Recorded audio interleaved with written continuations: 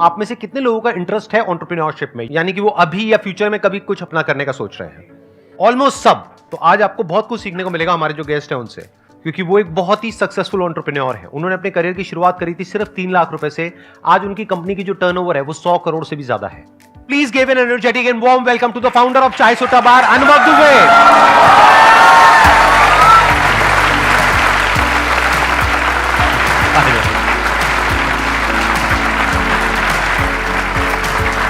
Please have a seat.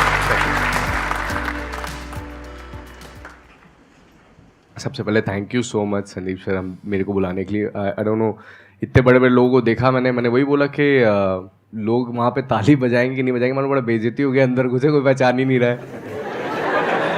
तो sir thank you आपके लिए, थैंक यू इतने सारा वार्म वेलकम के लिए। मैंने आपकी कुछ वीडियोस देखी जहाँ पे ये देखा कि आपने 3 लाख रुपए से शुरू किया था अपना जी पहला जो आउटलेट खोला था। हाँ।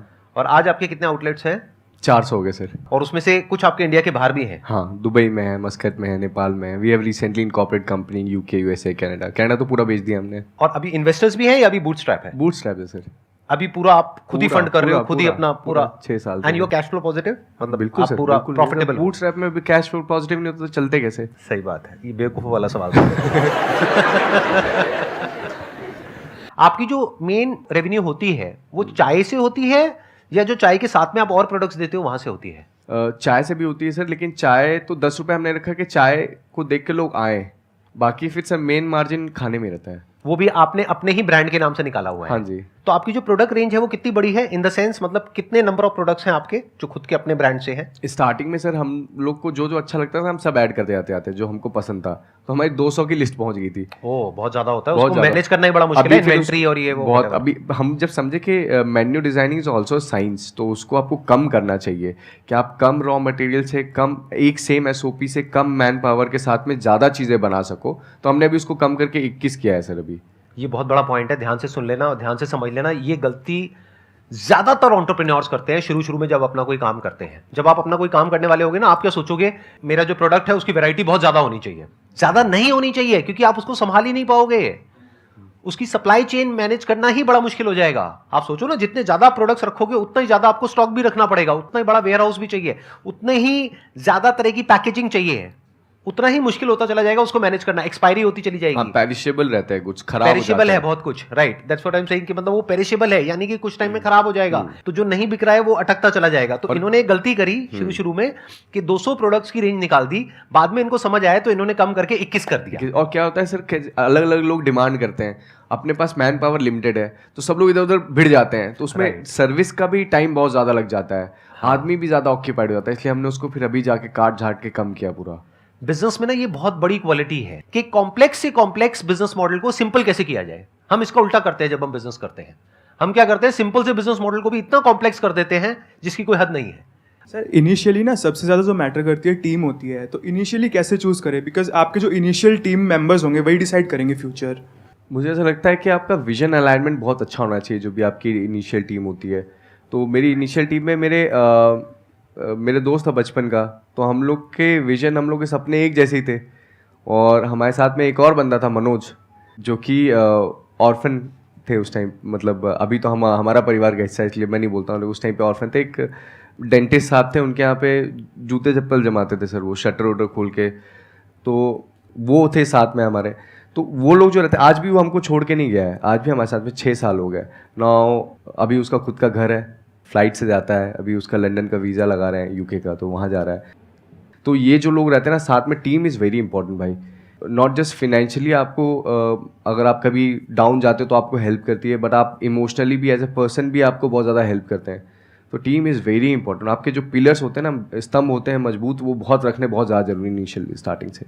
सर शुरू से आपका विजन एकदम हाई लेवल का था कि आपको इतना रेवेन्यू जनरेट करना है, कि जब आपने शुरुआत की थी तो शायद हो सकता है कि छोटी शुरुआत रही हो, शुरुआत में रिजल्ट ना मिले हो, तो आपने अपने पेरेंट्स को या सोसाइटी को कैसे कन्विंस किया था कि हाँ हम स्टे रहेंगे यहाँ पर, थोड़ा रुकेंगे और हमारी थिंकिंग हाई है, हम बहुत ऊपर तक जाएंगे? जब तक सोसाइटी को आप प्रोटोटाइप नहीं देते ना, कुछ करके नहीं देते, कोई भी नहीं मानता है, आपको प्रूफ करना ही पड़ता है। और विजन हम लोग का था ही, आनंद जो था वो बोल रहा था कि यार हम लोग को मैकडॉनल्ड्स की फ्रेंचाइजी लेनी चाहिए। थे हमारे पास 3 लाख की, लेकिन मैकडॉनल्ड्स की फ्रेंचाइजी सोच रहा था। मैकडॉनल्ड्स की तो कई करोड़ की आती है, बहुत महंगी आती है। बहुत महंगी है। तो मैंने बोला कि यार एक तो पैसे नहीं है, फालतू की बात कर रहा है, ऊपर से क्यों अपन ऐसी franchisee let's create our own franchisee, अपने इंडिया की फ्रेंचाइजी बाहर लेके जाएंगे। तो हम लोग का से स्टार्टिंग से एक विजन था, क्योंकि कुल्हड़ में हम लोग रहते थे, तो हमने बोला भी था, हम लोग का एक समय बीच में बड़ा फेमस भी हुआ था कि जो भी चाय पिएगा वो हमारे देश की मिट्टी को चूमेगा। क्या बात है। ये हमारा एक विजन। इसीलिए सप्लाई चेन के पॉइंट ऑफ व्यू से देखा जाए तो कुल्हड़ को मैनेज करना मुश्किल है, और नॉर्मल अगर कोई और आप कप रखते हैं, कुछ रखते हैं, तो उसको मैनेज करना थोड़ा आसान होता है, बहुत इजी रहता है, राइट। क्योंकि कुल्हड़ में थोड़ा सा भी प्रेशर आएगा तो टूट ब्रेक हो जाएगा जाएगा। और काफी ब्रेक हो भी जाता बहुत होगा। ब्रेक होता है सर, बहुत ब्रेक होता बहुत है, ब्रेक होता है। लेकिन तब भी जो आपका थॉट प्रोसेस है वो ये है कि कोई भी कहीं भी आपकी चाय पिएगा तो वो देश की मिट्टी को चूमेगा। तो ये फीलिंग शुरू से ही थी आपके अंदर? शुरू से थी, और शुरू से ही डे वन से विजन थी कि एक दिन ऐसा आएगा जब हम अपनी फ्रेंचाइजीज देंगे। हाँ सर, क्योंकि हमेशा अपने इंडिया में देखिए जितनी भी F&B के बड़े ब्रांड्स हैं सारे वेस्ट डोमिनेटेड हैं। इंडिया का कोई क्यों नहीं है? ग्लोबल क्यों नहीं है? ग्लोबल क्यों नहीं? इंडियन कुजीन की इतनी रिस्पेक्ट है, फिर भी एक कोई भी ग्लोबल ब्रांड क्यों नहीं है? तो अब हम चाय का बनेंगे सर। हमारी सबकी बेस्ट विशेस आपके साथ में जी हैं। सर। करिए पूरी दुनिया में, खोलिए अपने आउटलेट्स। तो I think sky is the limit. आप कितने खोल सकते हैं, कोई लिमिट ही नहीं है। तो डे वन से इनकी विजन बड़ी थी। अगर आप मेरे से ये सवाल पूछेंगे तो मेरी डे वन से इतनी बड़ी विजन नहीं थी। जब मैंने अपना काम शुरू किया था, मेरा ये था कि हाँ, जो मैं अभी बिजनेस कर रहा हूं उससे थोड़ा सा इतना ऊपर हो जाएगा, या जो हमारे कॉम्पिटिटर है जो 20 साल से कर रहे थे, मेरा विजन बस वहां तक था। लेकिन बाद में जब हमने करना शुरू किया तो धीरे धीरे हमने पूरी मार्केट को एक्सपैंड कर दिया। तो फिर हम उनसे 10 गुना बड़े हो गए, जो हमारे जो कॉम्पिटिटर थे। तो टाइम के साथ साथ विजन बड़ी होती चली गई। इनिशियल टाइम में जो प्रॉफिट आता है तो उस टाइम कैसे उस चीज़ को मैनेज करें, कितना पॉकेट में रखना है, कितना वापस इन्वेस्ट कर देना है? क्या होता है जब आदमी के पास पैसा आने लग जाता है तो गर्मी अपने आप बढ़ने लग जाती है। लैविश ऑफिस और ज़्यादा इन्वेस्टमेंट। पहले आप रिटर्न पे ध्यान दीजिए। जो भी आपने इन्वेस्टमेंट किया, अभी आप रिटर्न पे सिर्फ फोकस करिए। पैसे बचाइए जितने भी बच सकते हैं, इन्वेस्ट मत करिए। देखो क्या होता है, जब बिजनेस में प्रॉफिट आता है तो बहुत सारे लोगों का दिमाग खराब हो जाता है। वो शॉर्ट टर्म में तो सक्सेसफुल हो जाते हैं बिजनेस में, लॉन्ग टर्म में बहुत बुरी तरीके से फेल होते हैं। तो एक्चुअल में अगर आप बिजनेस में लंबा चलना चाहते हो, कुछ बड़ा करना चाहते हो, तो एक बात हमेशा याद रखना, एक होता है इन्वेस्टमेंट, एक होता है एक्सपेंस। इन्वेस्टमेंट और एक्सपेंस के बीच के फर्क को अच्छे से समझ लेना कि एक्सपेंडिचर क्या होता है और इन्वेस्टमेंट क्या होती है। और इन्वेस्टमेंट के रिटर्न को भी, और इन्वेस्टमेंट पे कितना रिटर्न है, कि किस इन्वेस्टमेंट पे कितनी रिटर्न आ रही है। एक ऐसी इन्वेस्टमेंट हो सकती है जहां पे रिटर्न आ रही है 5-10% की, एक ऐसी इन्वेस्टमेंट हो सकती है जहां पे रिटर्न आ रही है 100% की, और पता लगा आप एक्सपेंडिचर कर रहे हो जहां पे रिटर्न माइनस में है। मेरे ऐसे बहुत सारे दोस्तों के साथ में हुआ है। मैं देखने में यंग लगता हूं लेकिन मेरी एज बहुत ज्यादा है। तो मैंने लाइफ में बहुत तरह तरह के एक्सपीरियंसेस देखे हैं। ऐसे भी दोस्त देखे हैं जो पैसे को बचा बचा करके चले और आज भी अच्छा कर रहे हैं अपनी लाइफ में, और ऐसे भी देखे जिन्होंने काम किया, वहां से पैसा आया, अगले दिन जा करके गाड़ी लेकर के आ गए 40 लाख की, 50 लाख की, और उसके बाद में आकर के मेरे ऊपर स्टाइल मार रहे हैं कि देख तू वहीं का वहीं रह गया और मेरे को देख मैं कहां निकल गया। मैंने कहा बेटा वो तो वक्त बताएगा कौन कहां निकलेगा।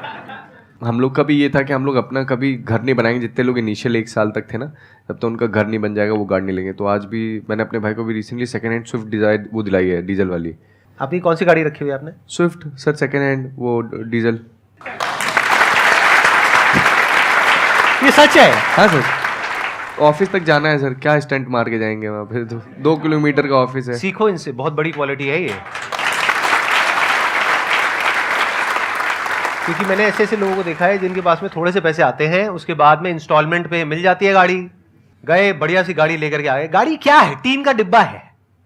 उसको अगर आप बेचने जाओगे तो कुछ भी उसकी वैल्यू नहीं है। डेप्रिसिएशन देखिए सर, कितना ज्यादा डेप्रिसिएशन बहुत ज्यादा है। आज आप लोगे 1 साल बाद 50% टूट जाएगा सीधा, जो महंगी गाड़ी होती है उसके ऊपर।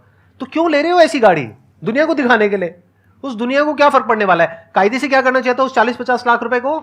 अगर मानो आपने 1 करोड़ रुपए कमा लिया, तो उस 50 लाख रुपए को या उस 1 करोड़ रुपए को ये लगाओ कि कैसे मैं बिजनेस में लगाऊं और कैसे इस 1 करोड़ से 10 करोड़ बनाऊं। तो जो इन्होंने बोला, ये एक बहुत बड़ी क्वालिटी है, छोटी क्वालिटी नहीं है। क्योंकि अगर आज ये चाहे तो डाउन पेमेंट पे गाड़ी खरीद के ले आए, बढ़िया से बढ़िया जो गाड़ी आप कहोगे वो गाड़ी ले आए, और कह रहे हैं सेकेंड हैंड, क्योंकि सेकेंड हैंड सस्ती मिल जाती है। हाँ सर, सर डीजल मिलती नहीं ना, बड़ी मुश्किल मिलती है डीजल। ये एक एंटरप्रेन्योर का दिमाग है।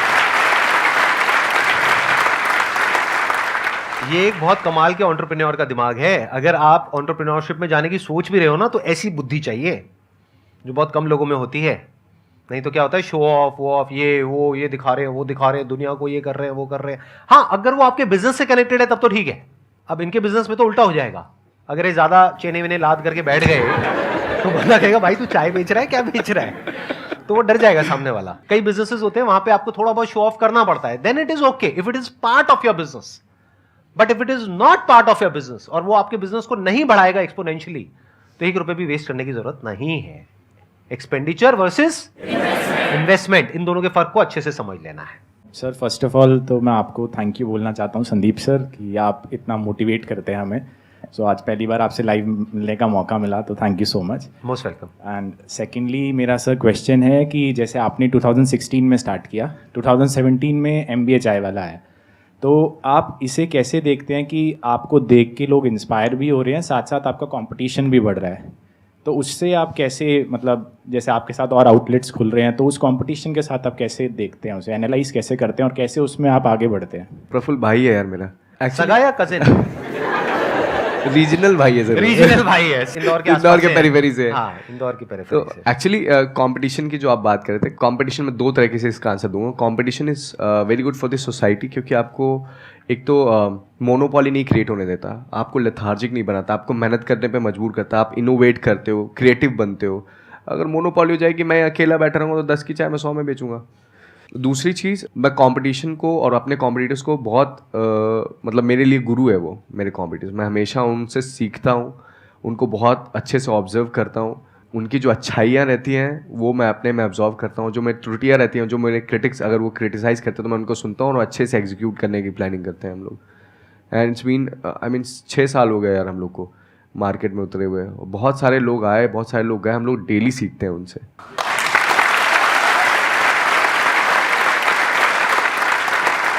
आप भी पानी पी लीजिए, आपके गले में ना कुछ खराश आ रही होगी, वो पीछे हाँ, बता नहीं, रहे हैं। चाय मंगाओगे आपके लिए? नहीं, मैं चाय नहीं पीता। MBA चाय वाला की? नहीं, चाय नहीं पीता। आप चाय नहीं पीते? नहीं सर। तो टेस्ट कौन करता है, मतलब बहुत प्रोडक्ट सारे- टेस्टिंग है वो कौन करता है? बहुत सारे लोग हैं सर टेस्ट करने के लिए, सब चाय वाले हैं, सबको पसंद आ जाती है। मैं सर कभी अच्छा। पी नहीं, मुझे कभी पसंद आई नहीं मतलब।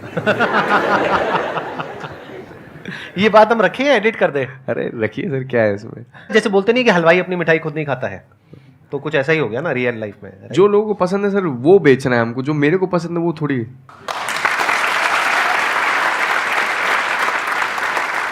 वो जो लोग सर बोलते हैं ना कि हर चीज़ किस्मत से भी मिल जाती है, तो उनके लिए मैंने कुछ लिखा है कि हाँ बेशक सितारे चमके हैं मेरे, पर ये घर बैठे तारे गिनने की नहीं कमाई है। हाँ बेशक सितारे चमके हैं मेरे, पर ये घर बैठे तारे गिनने की नहीं कमाई है। ये जो चमक है मेरे सितारों में, ये हमने गलियों में मेहनत करके लाई है।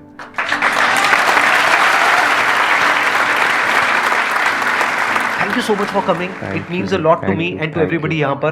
thank you. And thank you all यहाँ पर आने के लिए एंड इस सेशन को अटेंड करने। Thank you so much.